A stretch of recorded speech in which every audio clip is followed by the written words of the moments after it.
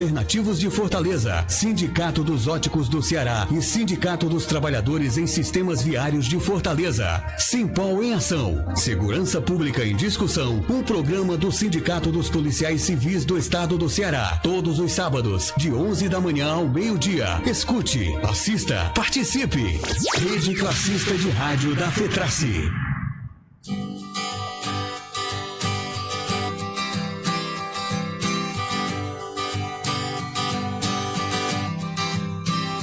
Minha alma sabe que viver é se entregar,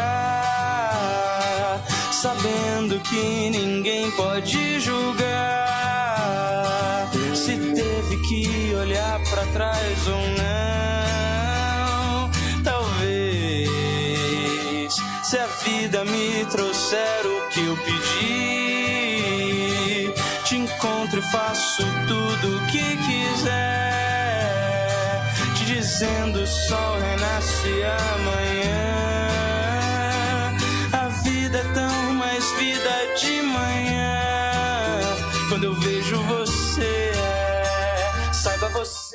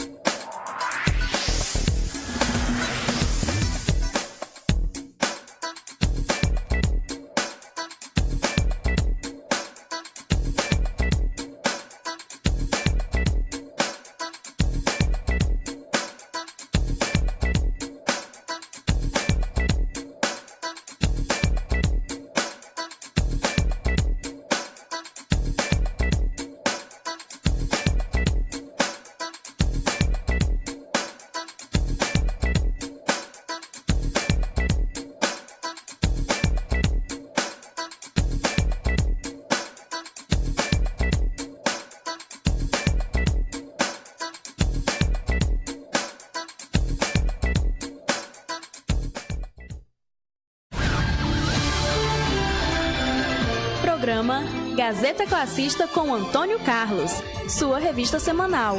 História, conjuntura, debates e ideias.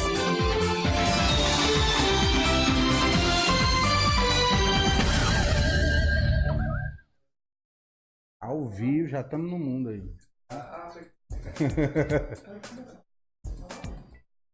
Boa tarde! Não tem o Belchior não? Máquina, rapaz. Máquina. Tem ela a 1 e o 2. A 2 é instrumental e a 1 é essa brincadeira com as palavras, com a poesia concreta do primeiro disco do Belchior, e a gente faz a abertura do programa. É o Gazeta Classista retornando, né, em 2016. Houve um problema técnico na edição passada com o professor Fábio Sobral, que de pronto já se colocou à disposição para retornar. E eu queria agradecer o Esdras também, que entrevistou o presidente da Contrax, da Confederação Nacional dos Trabalhadores dos Comerciários e Comerciárias, também num excelente programa. E a gente retoma hoje trazendo o editor do Jornal da Causa Operária, dirigente do partido PCO, Partido da Causa Operária, o Marden Fraga, que vai conversar com a gente sobre golpe, sobre julgamento, a farsa do julgamento do dia 24, o pós-julgamento. O Marden tem comparecido às frentes de luta aí, nas praças, nas ruas, nos partidos democráticos que restam e de esquerda, em defesa da democracia e do direito de Lula a ser candidato. Mas aqui sempre o convidado é quem faz um pouco aí de contar a sua história, viu, Marden? Diga aí o que é que você anda fazendo nessa luta. E é um prazer muito grande estar aqui, recebê-lo no programa Gazeta Classista, da Rádio Classista, uma rádio da FETRAS, Federação. Aqui a gente não fica reclamando que o Silvio Santos recebe o Temer, não, viu? A gente faz a hora, não espera acontecer. Porque a gente tá surpreso. Tá surpreso porque o Silvio Santos levou um Temer achando que ele é um deus. Ele é um babaca, é um direitoso, é um reacionário e um grande capitalista. Então ele tá, diria, cumprindo o papel dele, não. Mas conte um pouco da sua história aí, Vardo, que é um prazer tê-lo aqui. Saudar quem nos assiste pelas redes sociais e quem nos acompanha pela rádio. Marden Fraga, eu tenho 33 anos, às vezes não parece, tem dias que parece. E onde está falando? Aquela ligação a cobrar antigamente. E sou um militante do Partido da Causa Operária há quase 2 anos. A minha militância, no começo, ela se desenvolveu muito independente. Eu tinha uma dificuldade de compreender essa necessidade de militar num partido, até mesmo de compreender um programa partidário. É a sua primeira e única organização política até aqui? Não. E na universidade, a partir do centro acadêmico, na verdade, diretório acadêmico, Patativa do Assaré, o DAPAS, que é a representatividade dos cursos de comunicação da Unifor, eu consegui por eleição, né? 2 gestões, ser coordenador junto com mais colegas. Sim, é bom por eleição, por golpe é ruim. Por golpe não dá, né? E de lá começou a despertar uma necessidade de fazer parte de um programa, já que dentro das minhas limitações, né, como militante independente, eu percebia que eu tinha que tomar 2 caminhos na vida. Ou eu iria ser um jornalista simplório, não menosprezando a categoria, mas ser um profissional pura e simplesmente, ou eu iria agregar esse conhecimento da comunicação com a militância política. Ótimo. E aí, no primeiro momento, o partido que eu militei... Estamos ganhando um jornalista militante. Um militante jornalista. Um militante jornalista. Eu acho que é melhor assim. Eu militei no PDT, no Partido Democrático Trabalhista, né? Sim. Cheguei a assumir a Secretaria Estadual de Comunicação da Juventude Socialista, que é a juventude do PDT. E chegou um momento dentro do PDT, tanto estadual, no Ceará, como no PDT nacional, que eu não fazia a leitura do golpe. Gosto muito de ser muito direto com relação a isso. Mas eu fazia a leitura de que o programa que fez nascer o PDT... E a bravura que a gente enxergava no Brizola, Abdias do Nascimento, primeiro parlamentar negro. Senador da República. Senador, isso. E também no Alberto Pasqualini, que é o nome que dá a fundação mantenedora do partido, estava sendo bagunçado, para ser bem claro. Né? E aí eu percebi que, mais uma vez, chegou um momento... Ou eu iria ser mais um jornalista, um profissional, tentar ser o melhor profissional, ou teria que ter uma militância mais aguerrida, uma militância que de fato me formasse. Porque eu percebi que tinha muitas lacunas, tinha muita disposição. E o contato com o Partido da Causa Operária se deu através de militância, jornal, que passa de mão em mão, em rede social? Não tinha a menor ideia que o Partido da Causa Operária tinha sua mídia própria, né, sua comunicação independente, o que hoje falta para... grande esquerda brasileira, a esquerda sul-americana, é um veículo que de fato paute o seu dia a dia. E fui fazer uma leitura dos partidos, inclusive do PT, e da forma como estava se desenrolando a resistência. E aí descubro que o PCO tinha um site, que é o Diário Causa Operária, né, que a gente trata dessa maneira. Todos os dias ele é atualizado com pelo menos 30 ou 40 matérias. E aquela coisa da análise de conjuntura do Rui. Da análise política da semana. Aquilo é inteligente, é interessante, né? Necessário. E foi esse o primeiro contato que eu tive, porque dentro do PDT eu fazia uma leitura já marxista, mas uma leitura mais trotskista, de fato, não puramente marxista. E um dia, fazendo pesquisa sobre alguma coisa do Trotsky, eu assisti o Observatório da Imprensa, com o Alberto Dines, né? Eu vi aquele documentário. Uma referência para mim no jornalismo. E do Alberto Dines apareceu aquele link sugerido, análise política. Aí apareceu o Rui.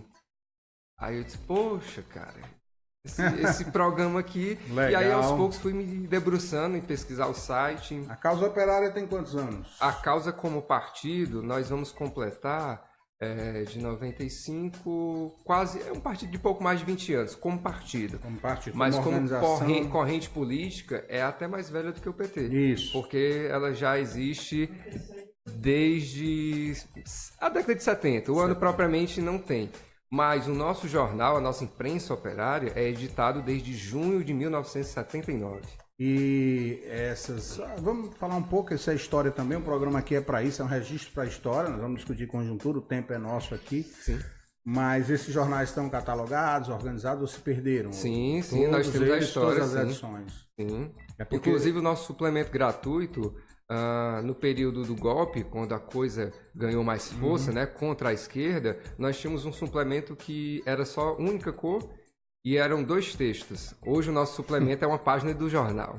Tá certo. E ganhou cores, ganhou charge, a gente tem toda uma política de... E aquele trabalho de vender, né? Isso. Tanto é para contribuição militante para o partido, como de divulgar. Uma prática que poucas organizações ainda trabalham. E acham que o jornal, por conta de rede social, televisão, e isso não tem mais sentido, quando na verdade é quando você tem um contato muito próximo das pessoas que lê, uma reunião seguinte quer discutir aquele texto, e quantos não foram para a militância por conta disso. E outro, o jornal é um documento. No site a gente não tem a propriedade de ter esse documento na hora quando a gente quer.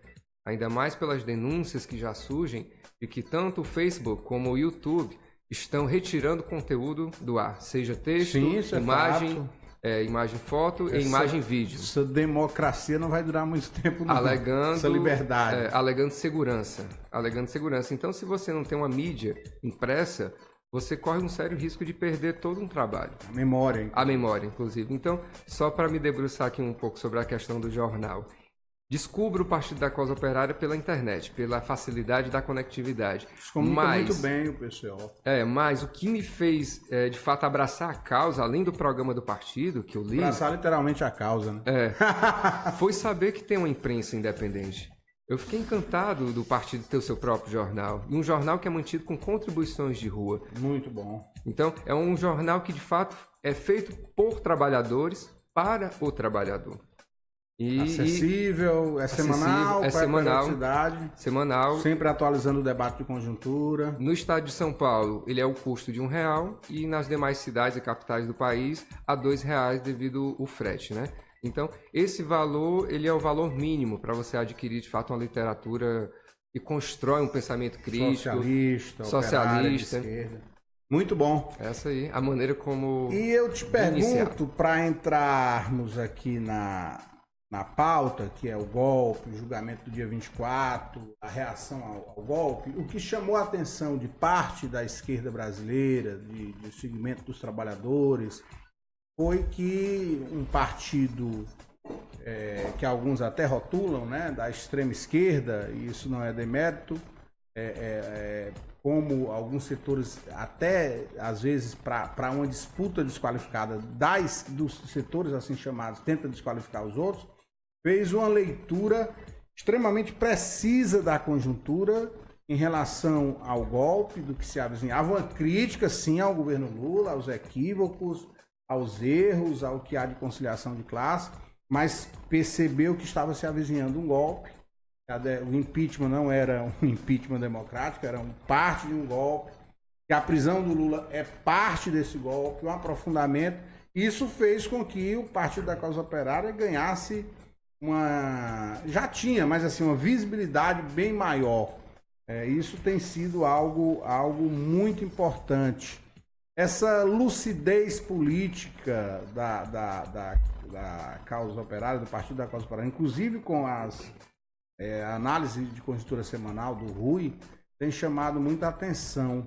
Qual tem sido a repercussão disso no seio da esquerda brasileira? Se muitos adeptos estão procurando o partido por conta disso? Porque o que a gente aí não tem como entrar no mérito, alguns companheiros e companheiras, algumas organizações estão fazendo uma leitura muito equivocada do processo todo, inclusive não admitiam que era um golpe e que não estava vindo a onda fascista e que coloca todo mundo naquela onda de ser todo mundo igual, da corrupção, o discurso que a elite sempre usou para dar o golpe, foi assim com o João Goulart, foi assim com a segunda fase do Getúlio e foi assim com a Dilma. Então o PCO fez essa diferença, essa opção. Claro que isso tem debate interno, a gente sabe como é as forças de esquerda, mas isso foi um diferencial. Como tem sido essa repercussão desse processo, Marlon, para o partido, as pessoas se achegando ao partido? Hoje em dia eu não trato tanto dessa maneira porque já está muito claro para quem é da esquerda que o PCO é um partido marxista-leninista. Então, essa é a definição de como o PCO, não só ideológico, mas de como o PCO consegue fazer essa análise. É uma ciência.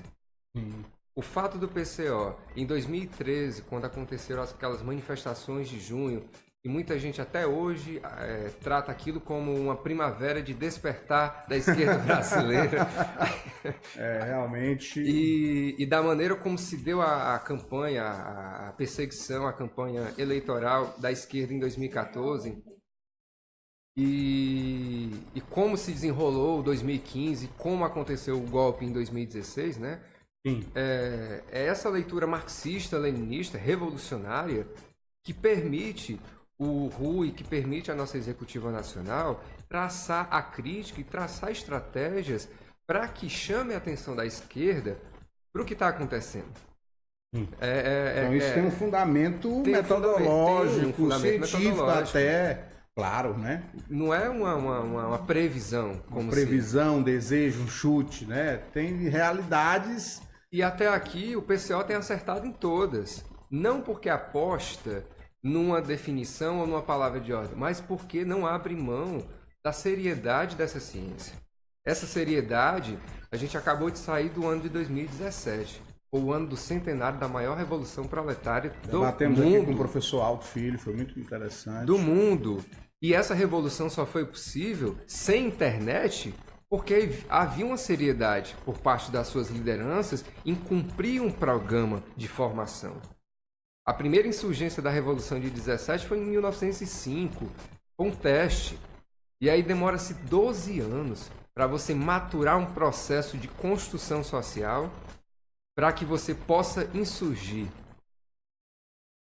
É isso que está faltando para a esquerda brasileira. O PCO era tratado como um partido de extrema esquerda. Extrema esquerda, é isso que eu falei. Hoje o PCO é o partido da esquerda. Nós nos auto-intitulamos, mas com esse extrema esquerda ele tem uma carga pejorativa, né? Pejorativa, porque não existe extrema esquerda, não existe centro-esquerda ou esquerda direitista. A esquerda ela tem que ter um compromisso com o trabalhador. Agora, você pode ter metodologias diferenciadas, divergências na questão do ponto de vista, mas a literatura marxista é a literatura que deve nortear cada partido de esquerda, o PT, o PCdoB, o PCO, o PSB, que um dia foi, o próprio PDT, que é um partido trabalhista. Sim. Porque da maneira como está se desenrolando a situação no país, tem como você achar que se declarando um militante de centro ou um dirigente de um partido de centro, você vai estar contribuindo para o debate. Ao contrário, você está confundindo a cabeça do cidadão. Porque é muito fácil para nós da militância falar de distinções. A gente não precisa nem explicar. A gente já compreende o que é a direita, a extrema-direita, o centro, o republicano. Sim, agora mas o trabalhador comum, ele não sabe nem o que é a esquerda propriamente. Verdade. Ele sabe que o Lula defende ele, que o Lula é a representatividade do trabalhador.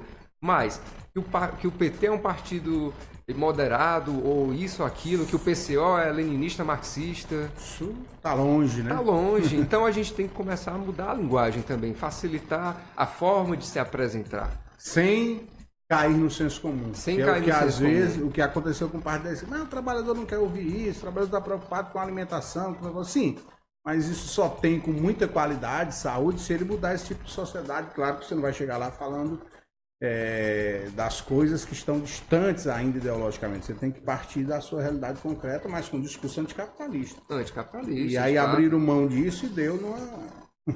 Hoje, numa coisa muito ruim. Hoje, Antônio, a gente tem dificuldade, primeiro, de mobilizar a classe trabalhadora porque ela não está compreendendo o processo do golpe.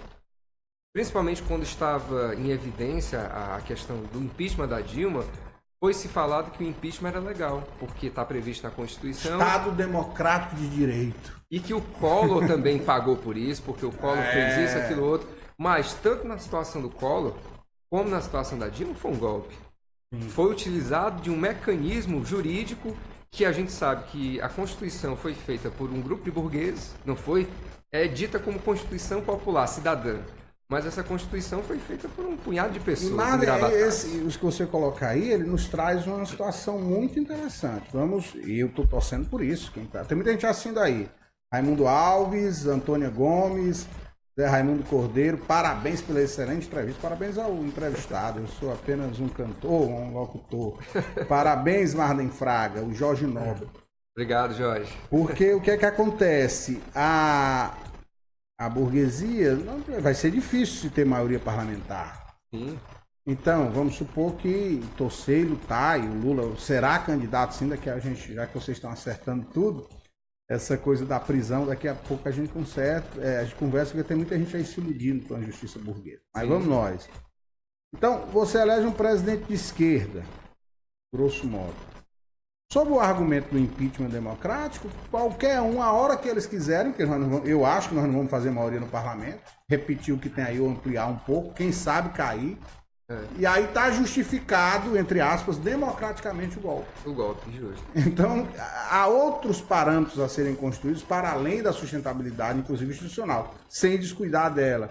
E você chamou a atenção para isso porque era uma repetição tão enfadonha, ridícula. A democracia, que eu ouvi de gente que está aí quase numa situação... Está com a corda no pescoço. A democracia está consolidada. Não é uma frase que eu gosto de repetir, de quem não me interessa. Só existe democracia consolidada na luta permanente por ela. Com a luta permanente por ela. Isso é uma frase ridícula. Estado Democrático de Direito. Brasil hoje é uma democracia. Não existe a burguesia quando for preciso. Aqui ou em qualquer lugar do mundo. Quer dizer, mas na Suíça não é assim, na Suécia. São outros parâmetros. Lá cabeças rolaram, lá a classe trabalhadora deu um susto. Mesmo assim, lá tem corrupção do formato deles. Então a coisa é debater o capitalismo, é criar mecanismos diferentes de controle social, de participação. E aí eu acho que foi uma das nossas grandes falhas. Como você falou na questão do jornal, que você editou, democratizar as comunicações. Então tem gente aí muito pé da vida porque o Silvio Santos levou o Temer ontem lá, eu também estou. Mas é a forma como se constituiu essas concessões, o cara é o dono, ele fez o que quis, fez uma propaganda, claro que foi uma propaganda direcionada, sem se ter uma alternativa, e aí se paga um preço alto. Vamos primeiro, depois a gente discute o próximo passo para um programa de esquerda, que vocês têm uma contribuição a dar, sempre tiveram. Mas vamos para a conjuntura mais próxima. Sendo bem objetivo, é muito provável que a burguesia, porque a palavra é essa, a justiça é só um instrumento, vá até as últimas consequências e prenda o ex-presidente Lula? Sim. Em julho de 2017, em uma das análises, né, de conjuntura, da análise política da semana, o nosso presidente Rui já declarou isso, já afirmou isso. E nós da militância rememoramos nesses últimos dias, após o dia 24, né, que passou há poucos dias, que não há qualquer limite para a burguesia. Ela vai encarcerar o presidente Lula. Aquele julgamento foi ridículo. Os três patetas lá. Os três patetas, O mesmo relatório, o mesmo voto. O julgamento, ele é só uma peculiaridade do trato burguês. Ele não representa, de fato, uma opinião pública, já que se fala muito em democracia. E a gente tem essa visão de que o Lula vai ser encarcerado. Porque até aqui, qual foi a resposta que a esquerda deu, principalmente antes do processo ser julgado, no dia do processo ser julgado e após? O ato em Porto Alegre, sem dúvida nenhuma, foi um fato político de extrema importância, de relevância. Mobilizou muita gente. Sobretudo 23, 24 foi meio estranho, né? Foi Esperar estranho. a coisa acontecer, eu não vi grandes imagens de aglomerações. Por conta muita da vacilação, repressão, claro, mas por conta da vacilação dos dirigentes partidários. E aí, Marden, vamos objetivamente dizer, e aí, o que é... Eu escutei a tua intervenção, você estava lá, um companheiro falando. Eu não quero mais ir para atos e passeatas de bandeirinha, ou seja, bandeirinha que ele quer dizer pegar a bandeira, ir na passeata e voltar para casa. Também nós não podemos ir de peito aberto para uma ação direta e aí você ter uma repressão há uma coisa que precisa ser organizada. Isso. Né? E de massas. De massa. Para não se pagar o preço como se pagou no passado. Como é esse diálogo com o povo? Como é que se rompe esse o que é que, na opinião do PCO, como é que a gente rompe esse ciclo? Desde quando a Dilma estava ameaçada de sofrer o impeachment, o PCO levantou a bandeira da necessidade de formar os comitês de luta contra o golpe. Os comitês populares, comitês de bairro, comitês nos locais de trabalho, comitês nas universidades, comitês de estudantes secundaristas, comitês de mulheres. É a única maneira da gente descentralizar essa coisa do poder, da institucionalidade que se tornou a esquerda dentro do Brasil e da gente legitimar o trabalhador, legitimar a voz e as contradições, inclusive, porque a democracia são contradições. Não é esse Estado perfeito, esse mármore reluzente como é pintado pela mídia burguesa. Sim. E como é que você fundamenta um comitê de luta contra o golpe? Com mídia, com jornal, com conteúdo. Porque a indignação está no trabalhador, mas o trabalhador ele não está devidamente formado, orientado. Então, um programa que esteja intimamente formado a partir de uma mídia. Peço licença. Não. Pode ficar à vontade. Aqui o espaço é nosso. Isso aqui, ó. Essa edição foi de novembro, que eu sempre guardo. Foi de novembro. Novembro de 2017. Isso. E aqui a imagem é muito clara. Formar comitês populares de luta contra o golpe. Exato. Não há outra forma de retomar o controle do nosso... Até para dialogar diretamente com o povo, já que nós não vamos... Ninguém vai ocupar, pelo menos não sei, a antena das grandes, que fica falando na Globo, mas não é só a Globo, não. Não é só a Globo. A Globo é só a maior. A Globo, ela lidera, mas tem o SBT, tem a Rede Bandeirantes. Para que o Marder apresente um programa, ou a gente não, os trabalhadores, né? A democracia. Ei, pessoal, cada um apresenta um minuto. Isso. Olha, isso não vai acontecer. Como é que você só mobiliza se for direto para onde o povo está, né? Aonde o povo está. Hoje, muita da nossa dificuldade de mobilização é porque o povo ainda não compreendeu a situação política. E ele só vai compreender se, pelo menos semanalmente, você tem essa mídia chegando na sua porta de casa. Esse debate que aí o Rui é muito, assim, ele é muito consistente nisso. Eles trabalharam uma coisa que, claro, a gente tem que combater, ninguém está entrando na política para se ter, mas não existe capitalismo sem corrupção, o que não justifica a corrupção na política de quem faz a política, a militância, não diria nem a política, para não fazer aquela, os políticos, a militância com seriedade, com ideias, com paixão, com vontade de transformar. Mas esse argumento da corrupção, não é um objeto de estudo científico meu, mas me parece que mexe muito com o sentimento das pessoas, porque é colocado na cabeça delas, todos os políticos são ladrões, e uma parte realmente não faz da política uma politicagem mesmo, e são corruptos. Aí quando veio a onda com esse debate...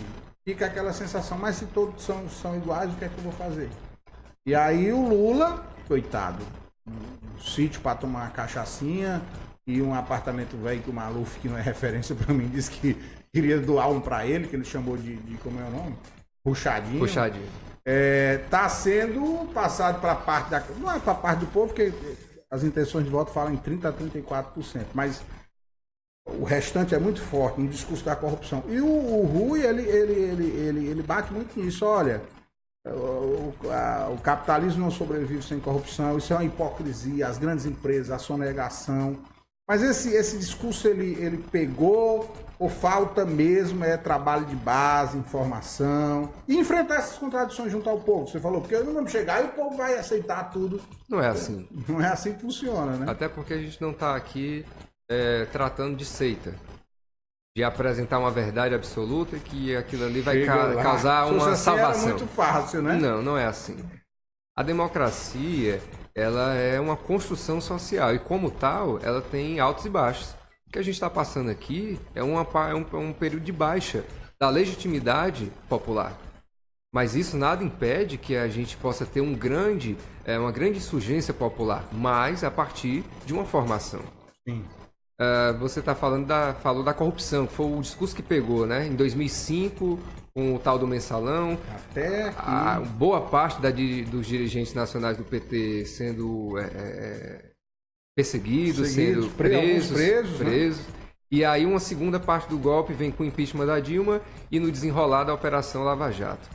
A gente sabe que essa Operação Lava Jato é conduzida principalmente por um juiz que não tem legitimidade para advogar no Brasil e em qualquer parte do mundo.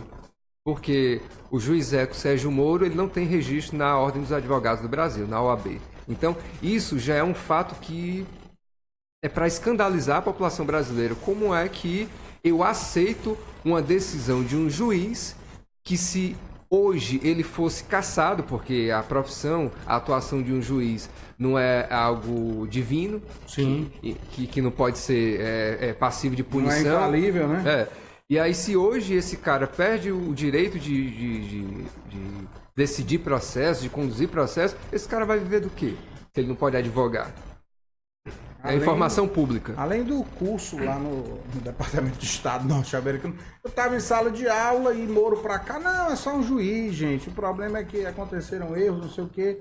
Esse é um juiz, é um cidadão que quer daqueles meninos concurseiros, não são todos, mas que não é nem um cara rico, não sei o quê. Depois eu fui. Não, depois deixa eu botei no Google aí.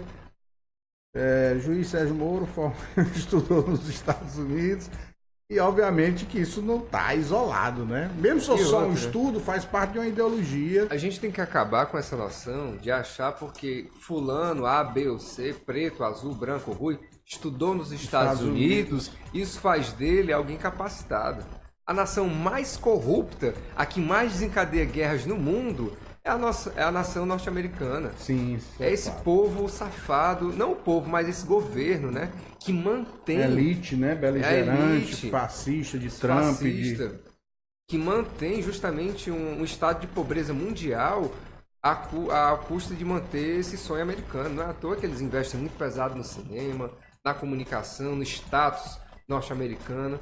Gosto muito da comparação do saudoso Ariano Suassuna. Sim. Sobre quando uma bendita criatura da sociedade paulista... Disney, a história da Disney? Você logicamente já foi à Disney. E ele disse, não foi a Disney. E eu, como militante do Partido da Causa Operária, como legítimo brasileiro, não tenho vergonha de afirmar a ninguém. Tenho a menor vontade de visitar o território norte-americano.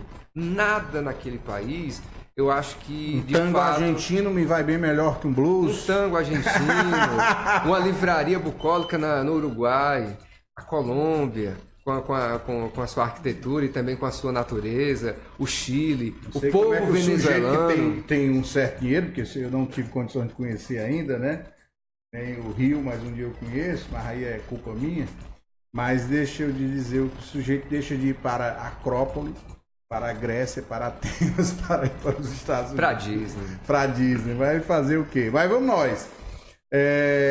Alguma novidade aí, meu caro Aranilton? Ok, qualquer coisa você me avisa. Estamos no ar, né? Estamos no ar. Sim, aí, julgamento do Lula, dia 24, 3-0, ridículo, papelão dos três patetas. E aí o PT soltou uma nota importante, radicalizar nas ações, comitês populares e tudo mais. Só que, penso eu, o fato mais relevante que vai acontecer, porque o advogado vai entrar com os recursos e tal, mas isso não gera massa, multidão junto, era para ser. Sim. Mas nós vamos ter o registro do Lula só em 15 de agosto. Aí começa a campanha. Até lá pode ter e vai ter uma grande guerra jurídica. Mas a coisa não pode esfriar. Justo. Qual seria manter a pauta, a defesa do Lula, essa é permanente. Sim. Mas existe uma outra grande pauta que pode mobilizar, falar diretamente com o trabalhador e a trabalhadora. E nessa pauta estaria inclusa a reforma da Previdência. O que é que você diz disso? Essa pauta, ela depende também muito, nesse momento, da CUT. A gente tem que dar nome... Sim, fica à desculpa a referência. Dar nome aos bois. Porque a gente está tratando do direito à aposentadoria. A mídia burguesa, ela diz muito que existe uma luta contra a corrupção. Sendo que essa mesma mídia não escancara que são as grandes corporações brasileiras e internacionais que são as maiores devedoras da Previdência. Exato. que, entre aspas, dentro desse Estado democrático de direito, essas empresas, grandes corporações, elas fraudam o nosso direito de aposentadoria. A gente já tem uma dificuldade de manter esse direito devido a essa fraude. As desonerações que os governos erroneamente colocam, você permitir uma concessão de 30 anos, de 70 anos a uma empresa, como aconteceu agora recentemente com o Porto. O pobre do trabalhador terceirizado que corta o vínculo, aí fica esperando. Hoje a linguagem é quarteirizada. Aí já. tem o quarteirizado, já é quarteirizado. E agora intermitente, que foi a reforma trabalhista, enfim. Então, quem não se aposentou até aqui... E também muitas cabeças políticas aí assumindo Caixa 2, que outrora era uma coisa horrenda, e já assumem com naturalidade. Então, a luta contra a corrupção é uma farsa, é uma mentira, é só um mecanismo para acionar uma indignação popular. Porque quem é que não é contra a corrupção? Na política. Quem é que não é contra a corrupção? Todo mundo é. Contra. Tanto o cara da direita como da esquerda. Ele não quer corrupção, porque ele sabe que ele pode ser prejudicado. Aí o sujeito pega um salário de um deputado, que é alto mesmo. Alto. Né, de um senador. Não pega muito do juiz, não sei porquê. O Moro pode ganhar 120 mil. E outra, fazem-se muitas críticas ao Bolsa Família, mas não fazem críticas ao auxílio moradia, que é pago aos magistrados, ao auxílio alimentação. Aí o sujeito ganha, de fato, vamos voltar isso. Magistrados ganham acima de 100 mil de salário. É um absurdo. Aí você vem querer questionar um governo que oferece uma bolsa de R$100, que não chega a R$100 também, para ele comer.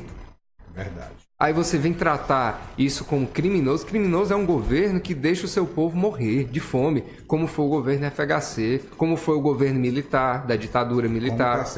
Como está sendo o governo Temer. Em um ano a coisa degringolou. Mais de 15 milhões de desempregados. O menor salário mínimo em 24 anos. A presidenta Dilma, pelo planejamento que foi defendido em campanha, esse 2018 nós deveríamos estar com um salário mínimo de R$1.060.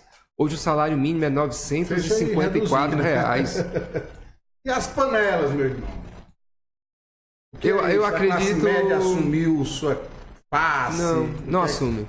Não assume. A classe média... Ou parte da classe média. Boa parte da classe média. A classe média que se acha burguesa, né? Porque tem a classe média que foi enganada também. Tem muita gente que assume que foi enganada. Mas a classe média vil é uma classe média que não reconhece seu erro.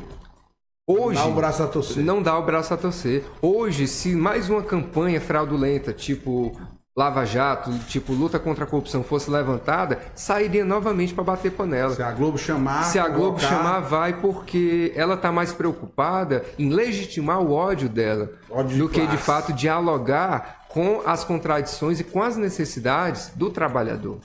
Eu, como militante da comunicação e do jornalismo, quero saudar aqui minha presidenta Samira de Castro. Um abraço, a turma boa, Rafael. Do Sindicato dos Jornalistas, Rafael Mesquita. Grandes parceiros E o que é que acontece? A gente hoje, nas profissões como um todo, tem muita dificuldade de se identificar como trabalhador.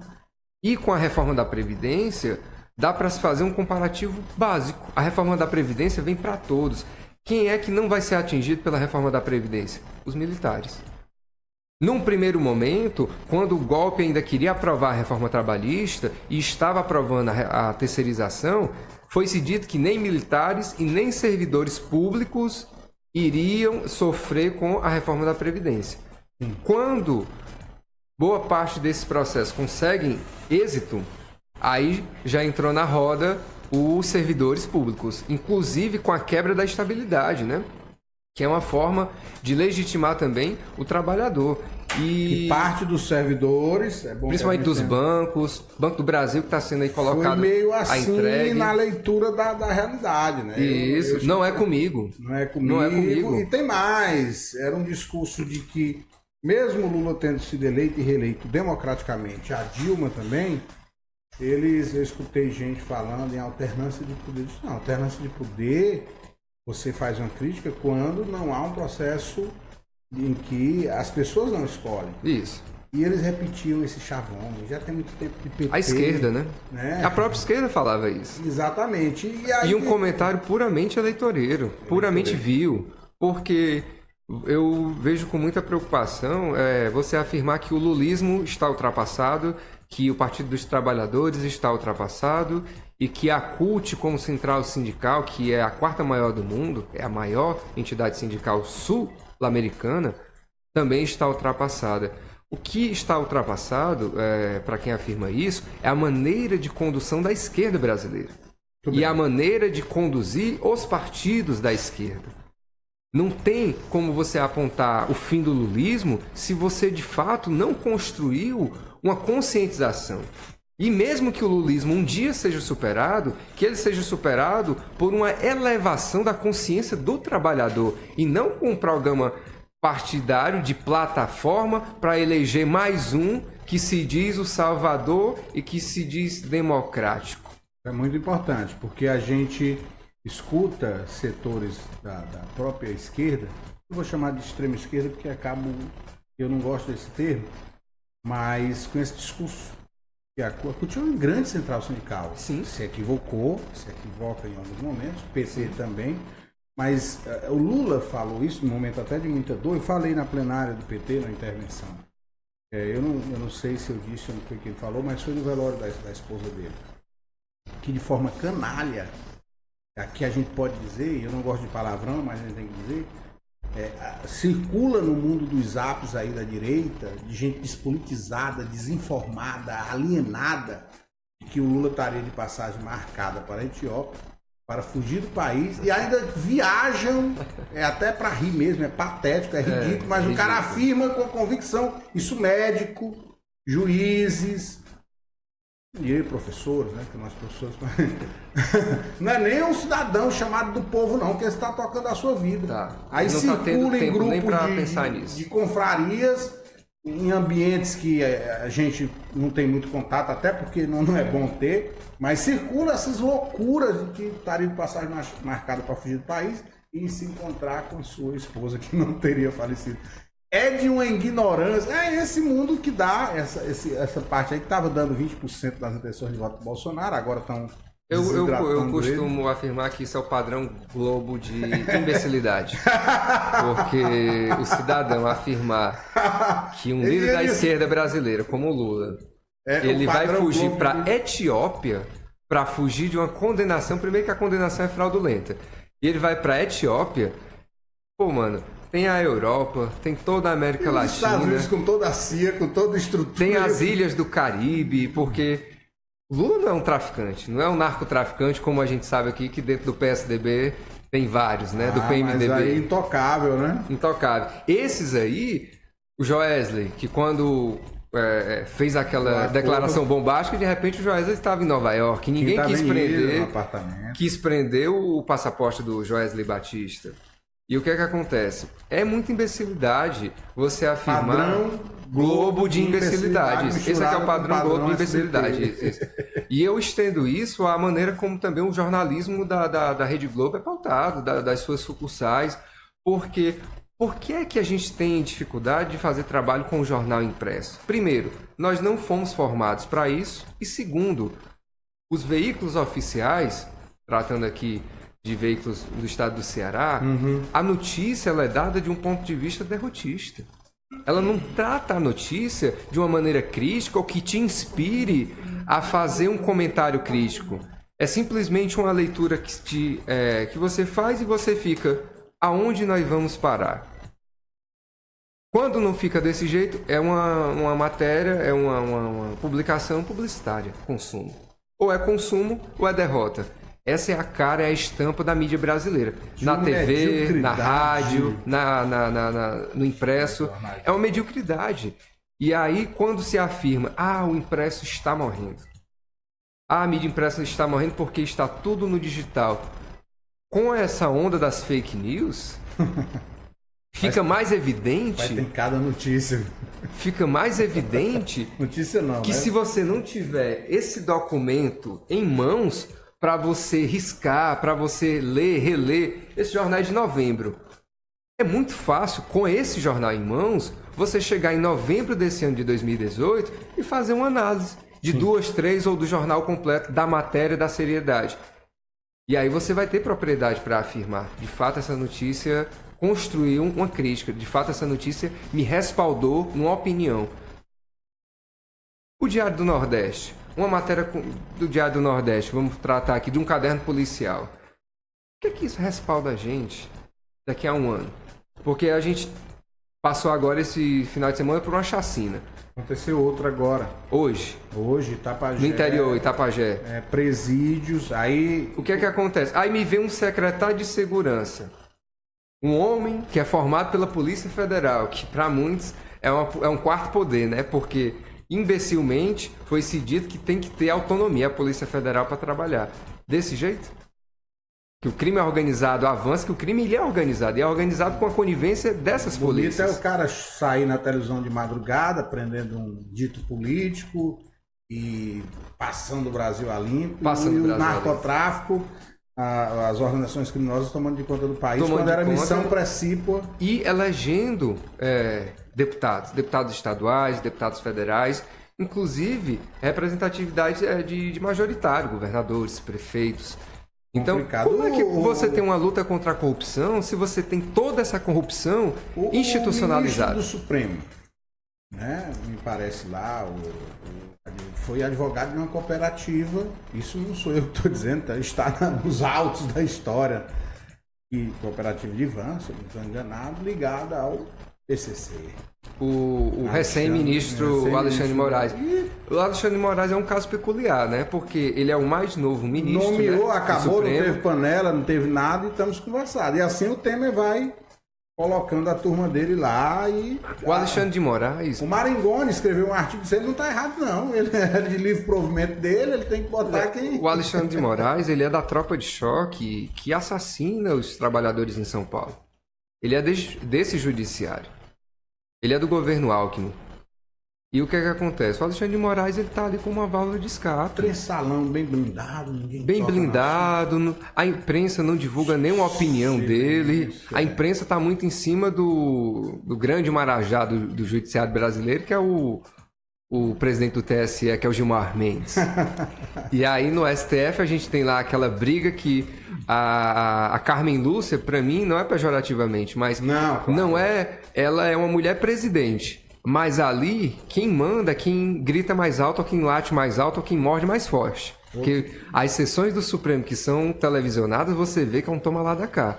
E você não entende o que é aquilo ali. Um poder que decide a constitucionalidade das coisas.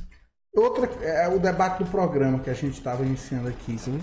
Tem que ter outros paradigmas. Sim. 513 deputados eleitos, democracia representativa, não sou ocupar os parlamentos mais conservadores, Vladimir Ilyich-Ulyanov, lá no Que Fazer, lá no Perdido da Infantil do Comunismo.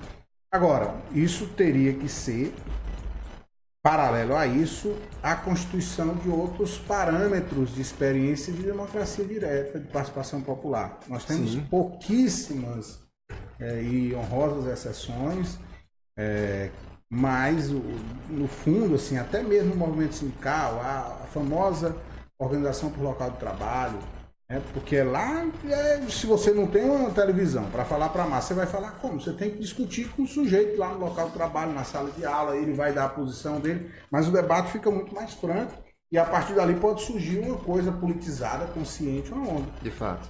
E isso não tem acontecido, porque se nós formos manter...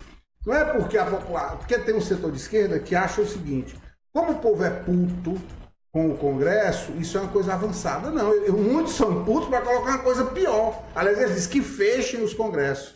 Não. Porque só tem ladrão. E não é. Se for para fechar por uma ditadura, é melhor deixar como... Não é melhor deixar como está, mas é melhor ter do que não ter.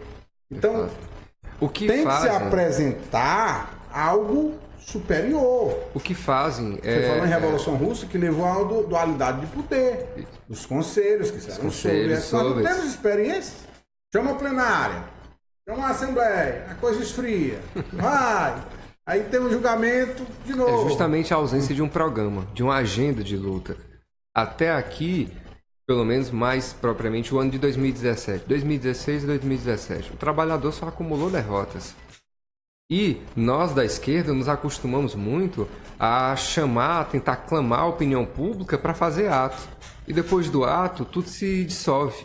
Quando, na verdade, no ato, deveriam ser chamados a atenção às responsabilidades não só dos parlamentares, mas dos líderes comunitários. Toda eleição comunitária de conselho de bairro é uma disputa que só falta sair morte. Fraticida. O negócio é pesado, parece uma disputa para presidente, para prefeito, para governador. E aí, nesse momento que a gente vive a deterioração das instituições por aqueles que têm interesse nessa deterioração, por que é que os líderes comunitários, os conselhos de bairro comunitários, não estão se organizando para fazer o enfrentamento lá, independente da bandeira partidária ou não que você milita?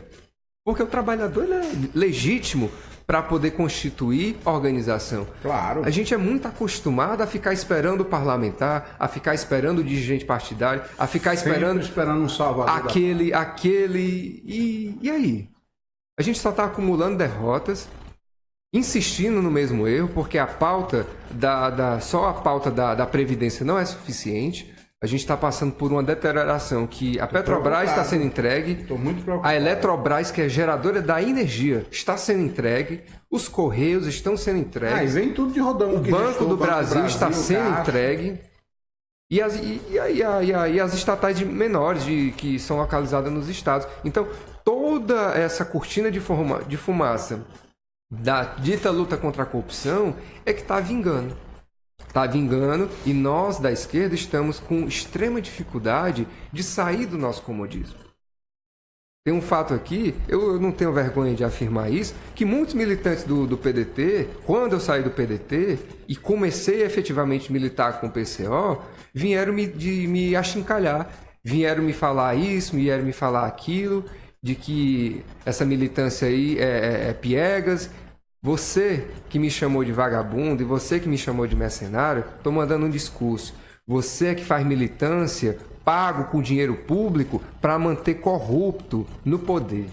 Você que devia tomar vergonha na cara, porque nunca tive vergonha de bater na porta de ninguém e nem fazer trabalho dentro de coletivo oferecendo esse jornal, porque esse jornal oferece dignidade para o trabalhador, não é para mim. É para o trabalhador propriamente. Okay. Então, você achar que dentro de sindicato, que dentro de escritório, que dentro de gabinete parlamentar, né? Você vai fazer militância e aí quando é no dia do ato, você pega a sua bandeirinha que está muito bem enrolada e vai dizer que, meu amigo, crie vergonha na sua cara e respeite o trabalhador. Não, e agora tem o Face, pro cara tirar foto. O selfie. Aí passa lá, bota no Face, eu tive lá. Mas não adianta nada estar lá. Você precisa militar. Um alô aqui pra galera. Companheiros e companheiras que compartilharam aqui, né, Aranilton? Aranilton é o nosso técnico. Ele quem leva esse som maravilhoso, essa imagem para todo mundo.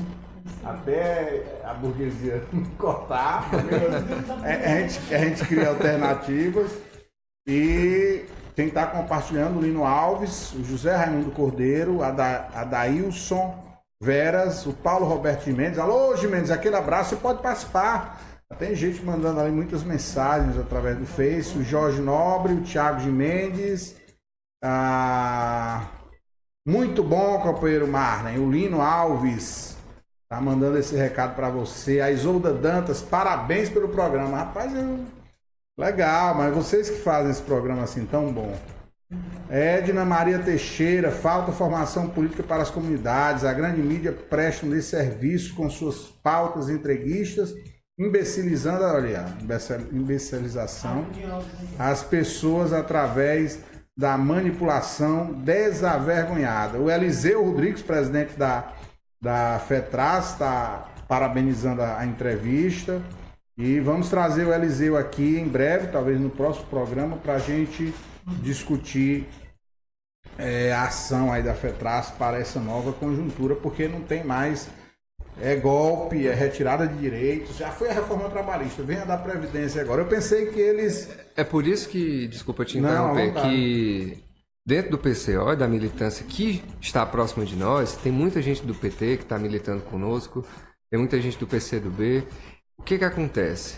Não dá mais para você ficar tratando de mobilização por pauta, por PEC.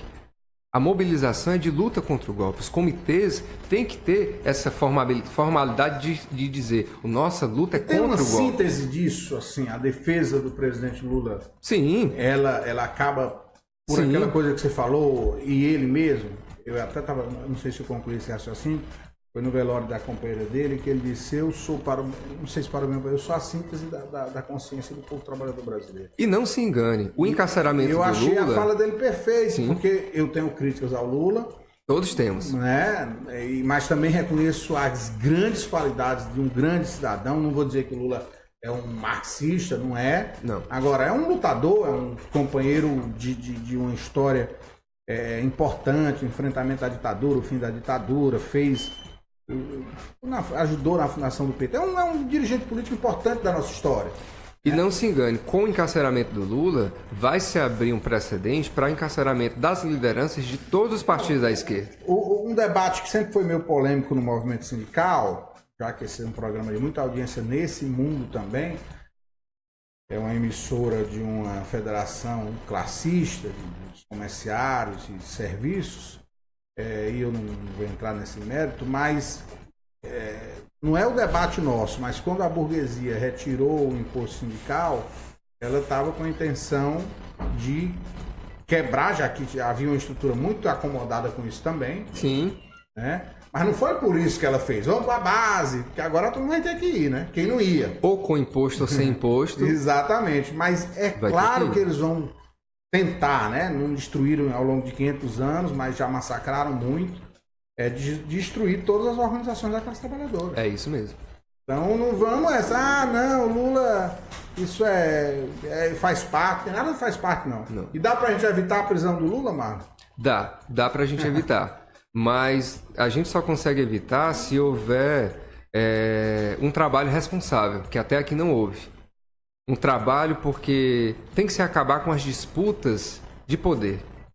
Por que os conselhos, os comitês de luta contra o golpe não vingaram desde quando o PCO chamou a atenção? Porque acharam que isso seria uma forma do PCO tomar o espaço do PT. Várias vezes as pessoas fizeram as críticas. Não, isso aí é uma estratégia do PCO. Vocês terão candidato?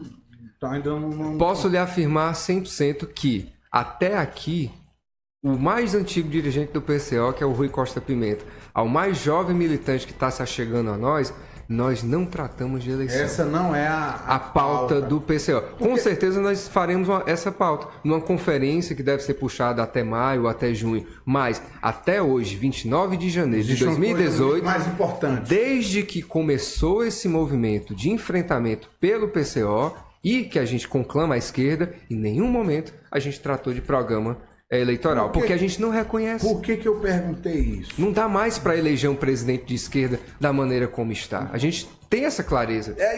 Isso que tem que ser explicado. Eu perguntei de propósito, por quê, Marcos? Você tem, e eu não vou aqui entrar no mérito, os partidos lançaram suas candidaturas, faz parte, eles têm direito. O PCdoB está com pré-candidatura da Manuela, o PDT lançou, inclusive o cearense Ciro Gomes, e aí você colocou algo que para mim e eu digo isso muito tranquilamente, há um avanço do fascismo, há um golpe em curso, não é uma questão, e o PT tem que compreender isso também, que se tiver alguém pensando assim, eleitoral, a defesa do Lula é preciso ter grandeza para fazer. Isso. Porque ela extrapola, é uma questão É um erro do PT. E é um erro de quem milita pelo PT, que tem muita gente que não é filiada ao Partido dos Trabalhadores, simplesmente afirmar que eleição sem Lula é golpe. Primeiro, a eleição da maneira como está já é um golpe, porque você tem um presidente golpista, você tem um presidente do Tribunal Superior Eleitoral conivente com o golpe, você tem as Forças Armadas coniventes com o golpe contra a presidenta Dilma Rousseff. E para piorar, você tem, oficialmente você tem o comandante das Forças Armadas no Brasil, o comandante Vilas Boas, assumindo que já está procurando os presidenciáveis. No caso do PCdoB, Manuela Dávila, no caso do PDT, o Ciro Gomes, no caso do possível programa do PSOL com o Boulos, afirmando que a preocupação nesse momento é da democracia e da legitimidade do povo votar. Isso em paralelo à condenação do Lula. É o Exército quem vai garantir, é? O Exército não garantiu até agora a legitimidade democrática, que é o mandato da presidenta Dilma Rousseff. O juiz de primeira instância soltou o telefone que o cargo mais importante da República estava envolvido e não podia por conta disso. Isso. Agravou o Lula, mas estava ali a preto. Pode ser o tema. Agora eu vou falar a mesma coisa que você falou em relação ao Collor. Poderia ter sido o teu. O tema não, porque é ilegítimo, mas qualquer outro presidente eleito, mesmo nessa parca democracia. Como é que um juiz solta um telefone e entrega na mão da televisão para entrar com um plantão e divulgar? Não é... Não, ele era para ter decolado um jato. Ele já era para estar preso há muito tempo. Nem se tivesse só 2 oficiais de confiança e se o povo derrubasse, o povo aspas, a classe média, a Globo manipulasse. Meu irmãozinho, a partir de hoje, em nome de ter cometido a ilegalidade, você vai pro xadrez. Você está preso. Você desrespeitou uma presidenta. A mulher podia estar a chefe de Estado brasileiro. Não, foi um absurdo. É um absurdo. E ninguém se escandaliza com isso. Não, e agora o Moreira Franco, qual foi o outro aí nomeado? Bocado, o Gato Angorá, né? Como o Brizola chamava. O Gato Angorá, tem o Botafogo, né? Que é o presidente da Câmara, né? Por causa do meu Botafogo, não acredito. É o Botafogo, que é o presidente da Câmara. Tem novos comentários aqui. Tem o Índio, né? Que muito bem nós conhecemos aqui no estado do Ceará. O Eliseu está radicalizando. Sempre é radical nas suas propostas. Eleição sem Lula, não nos responsabilizamos. Parabéns pelo programa, Antônio Araújo. Antônio, aquele abraço. Um abraço aí no Benjamin, no Leon, que é uma homenagem ao Leon Trotsky. Dentro do PCO nós temos o Leon também, um garoto lá no interior de São Paulo. Ele estiver nos acompanhando, Leon, aquele abraço. João Batista também, Levante Popular. Levante Popular já, contra o juiz Sérgio Moro e a Rede Globo e o lixo golpista. Jamais vi aqui pelas minhas contagens, mais de 400 visualizações, não é isso, meu caro? Bacana. Aqui numa segunda-feira, à tarde. A audiência boa e o pessoal fica acompanhando e assistindo. Mas vamos aí para as considerações finais, não que não existe isso, você voltará ao programa outras vezes. Eu queria só fazer uma observação. É semanal, às 13 horas. A gente participa também do Democracia Participativa, que é todo dia às 10 os nossos companheiros da Atitude Popular, que tem o Fala Negrada, dia de sábado com o Bernardo.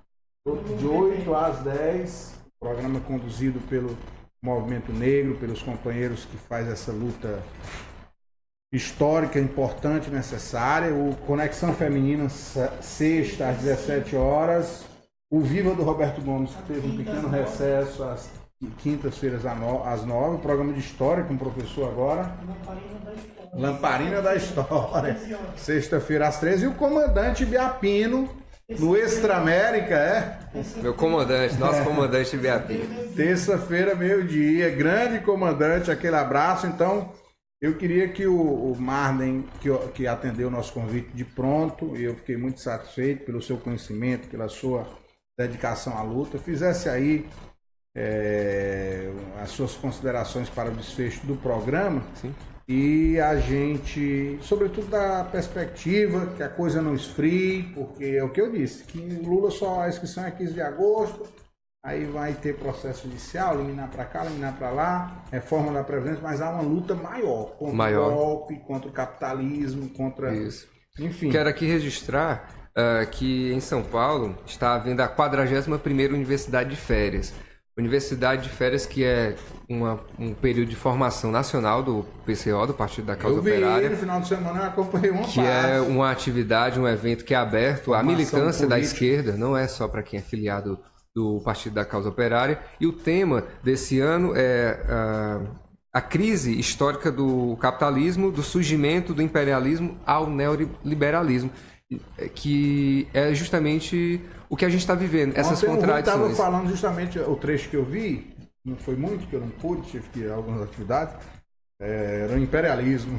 A questão da crise do neoliberalismo. Essa crise ela é tão tamanha que a gente pode mensurar isso, mesmo sendo ignorante em matéria política, fazendo uma leitura da agressividade que nós... acontece. Da agressividade que a gente está sendo atingido com as reformas que estão aí nos escravizando. Porque o trabalhador no Brasil, ele nunca teve, de fato, um gozo, um mar de brigadeiro. Nós tivemos direitos com a CLT, nós tivemos avanços com o governo petista, com os programas. Do que poderia ser, do que claro. O capital social e político dentro do Brasil tem. Então, se a gente faz uma leitura das dificuldades financeiras, das dificuldades sociais, das chacinas que se multiplicam não só no estado do Ceará, mas em todo o país, pode ter certeza. Tudo isso é provocado pela crise desse capitalismo safado, desse neoliberalismo. Essa é a fagulha para você começar a fazer uma leitura de fato equilibrada, de fato que te dê informação. Eu falo muito do jornal Causa Operária. Pode divulgar. Eu queria dar aqui uma dica de livro marxista.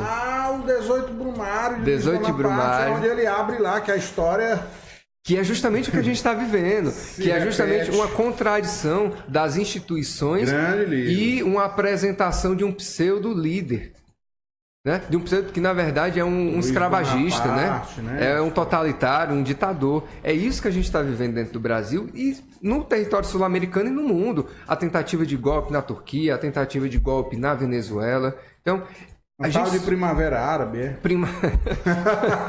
Aí teve a Primavera Brasileira, né? Que até hoje... Só me lembro do meu querido, saudoso Padre Haroldo na sua defesa do Gaddafi, que eu tinha me exército. O discurso do 2013 era o gigante acordou. Oh, meu Deus. Só se for o gigante da manipulação e da escravidão. Rapaz, porque a classe trabalhadora... Foi por um segundo, que ainda hoje ele tá dormindo. Tá dormindo. Eu acho que ele teve um lapso, né? Ele teve um lapso de abrir o olho e voltou a dormir. E o que acontece? Não tem como o gigante acordar sem formação política. Não tem como o gigante acordar sem a popularização dos comitês de luta contra o golpe. Não é possível. E aí eu quero fazer só uma crítica aqui ao companheiro Flávio Dino, que eu acho que infelizmente fez um comentário de que a lei da ficha limpa pode favorecer o Lula. Comentário dele, abre aspas, se a lei for bem aplicada. Segundo ele, há brechas que podem... É porque quando ela foi criada, o massacre foi tão grande que qualquer voz que questionasse, não é questionasse a luta contra a corrupção, a verdadeira luta contra a corrupção, mas alguém ali, alguns promotores sérios dos que restaram, olha, isso aí tá com cheiro de... Até aqui a lei não tem ficado do nosso lado. A gente tem também uma frase da Revolução Russa, da Revolução Francesa, que diz... Aos amigos tudo, aos inimigos a lei. Então, uma lei burguesa da maneira como está e que o trabalhador mais simples, ele não tem o menor direito de ser respaldado na sua segurança, na garantia democrática, essa lei ela não nos atende. A turma da JBS tinha feito um acordo e eles não iam ser presos. Estavam num apartamento na Quinta Avenida, em Nova York. Joesley, ninguém fala mais disso, mas Joesley, numa câmera como aqui está transmitindo a nossa conversa, assumiu, eu paguei 3 milhões. E o telefonema do Oeste para cada voto. Tu quer mais alguma coisa? E detalhe, coisa a gente manda matar. Tentaram negociar o baixo clero comigo. Eu não aceitei. Ele pagou só quem de fato tinha bala na agulha para poder influenciar os outros. O baixo clero não era interessante. Tá aí na internet, tá assumido. Pra quem então, quiser para que a gente vai perder tempo afirmando em lei da ficha limpa, em lei do antiterrorista, que erroneamente a presidenta Dilma homologou no seu mandato em 2015, que está criminalizando os movimentos sociais e que está gerando, inclusive, respaldo para que a Polícia Federal, na sua perseguição, faça monitoramento e venha aprender militantes no ambiente digital, no Facebook, no Twitter, no Instagram. Então, a gente está vivendo aqui uma crise generalizada e que a mídia oficial ela respalda. E nós, trabalhadores, a gente, pelo menos, ou não compreende, ou pelo menos enxerga. Tem algo de muito errado nisso. Um exemplo grosseiro que a gente pode dar. Um botijão de gás está custando quase R$100.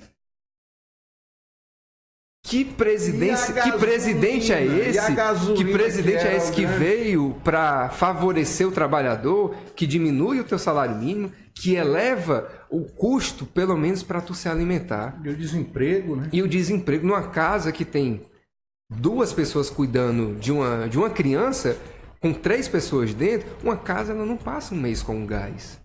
Um salário mínimo, se tu comprar 2 botijões de gás por mês, tu vai gastar quase R$200. Isso se tu ganhar um salário mínimo.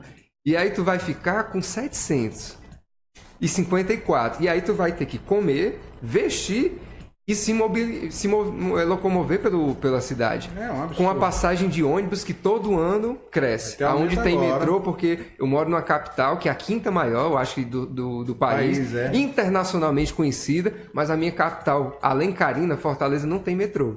Ela tem alguns pontos, mas o trabalhador, o cidadão da cidade de Fortaleza, ele não tem como se locomover. Pois é isso, meu camarada. Eu quero fazer um registro aqui. Primeiro, a Claudinha, Ana Cláudia Silva, programa de responsa, parabéns, Rádio Classista. O Zé Raimundo, companheiro Antônio Carlos, companheiro Marden, parabéns pelo programa. É secretária de Mulheres e o programa Conexão Feminina, sexta-feira, 17 horas aqui, né? Teve a doutora Marti fazendo um grande debate na semana passada. Rapaz, agora tem uma coisa aqui que eu não poderia deixar de lembrar. Muito pesar, né? Mas dizer que a luta continua. Uma companheira histórica do movimento popular, do movimento de esquerda, a companheira Célia Zanetti, militante do Crítica Radical, faleceu nesse final de semana, ontem foi o seu sepultamento. Ela é muito próxima a Maria Luísa, a Rosa da Fonseca, e eu escrevi despretensiosamente um singelo, não sei nem se a palavra é poema, e teve uma repercussão razoável nas redes sociais, e eu senti bastante, não pude ir por outro compromisso ontem ao seu velório, mas fica a certeza de que continuaremos aqui a sua luta. Sim. Uma companheira valorosa, uma companheira que não fez outra coisa na vida a não ser se dedicar à luta. Eu militei com a filha dela no movimento estudantil, a Juliana, e fica aí o meu abraço aos familiares, ao Jorge, à Juliana e todos e todas amigos que fazem o Crítica Radical, movimento que a Célia estava militando. Fica aí o registro da rádio, né? Sim. Posso dizer da Rádio Classista e do Gazeta Classista. Mas o Marden quer... Só para finalizar também, tem tombado alguns companheiros nossos. Há pouco tempo também faleceu a Vlad. O MST foi assassinado. Aqui no Ceará, a companheira Vlad Torres, que era uma atriz, uma bailarina, uma militante da cultura e da arte da esquerda cearense, da esquerda brasileira, também faleceu, nos deixou há poucos dias. E finalizar convidando para acompanharem não só a nossa transmissão aqui, mas também acompanhar o canal Mídia Livre. Semanalmente também faço debates com transmissão pelo blog da Dilma. Nós fazemos a análise da conjuntura, com a participação ao vivo também dos militantes. E você que ficou curioso para conhecer o jornal Causa Operária, você pode entrar na fanpage do PCO no Ceará, que é Partido da Causa Operária Ceará. Tem a fanpage do Ceará. Tem a fanpage, sim. E tem também a fanpage Comitê de Luta contra o Golpe no Ceará, que você também pode estar mandando sua mensagem, pode estar acessando as minhas redes pessoais também, Marden Fraga, e buscando informações de como adquirir o jornal, de como receber semanalmente esse jornal e fortalecer a luta. Tenha muito claro, o Jornal da Causa Operária ele não é um jornal do partido, mas ele é um jornal do trabalhador feito pelo PCO. Então, você que é militante de diversas correntes políticas tem toda a liberdade para estar adquirindo esse jornal, não precisa estar assinando ficha de filiação, esse não é o nosso objetivo. Nosso objetivo é, de fato, levar um debate franco e uma conversa que engrandeça, que mobilize a classe trabalhadora, a classe operária brasileira. E só tenho a agradecer essa oportunidade aqui, a confiança, o convite. O Lino Alves é o nosso militante lá no Juazeiro do Norte. Olha aí, rapaz. Então, saudações, Lino. Obrigado por você estar nos acompanhando. Cariri. Sim, o Lino é um dos fundadores do PCO no estado do Ceará. Legal, militou abraço, ombro a ombro com o nosso companheiro Rui em São Paulo, bem no começo mesmo da história da Causa Operária. Muito bom. Pois um abraço, meu camarada. Um prazer tê-lo aqui. Volte sempre, o espaço é nosso para a gente fazer esse e outros debates, mas o golpe continua e a nossa tarefa é lutar contra ele, garantir, retomar pelo menos o patamar anterior de democracia para que a gente não se satisfaça, mas avance. Então, um abraço, o programa volta na segunda-feira às 13 horas, mas tem uma programação maravilhosa aí da Rádio Classista, eu só quero chamar Rádio Fetraço, mas é Rádio Classista. Não vai ter a máquina para encerrar, não? Então solta o Belchior aí, rapaz. Você ouviu Gazeta Classista com Antônio Carlos, sua revista semanal. História, conjuntura, debates e ideias.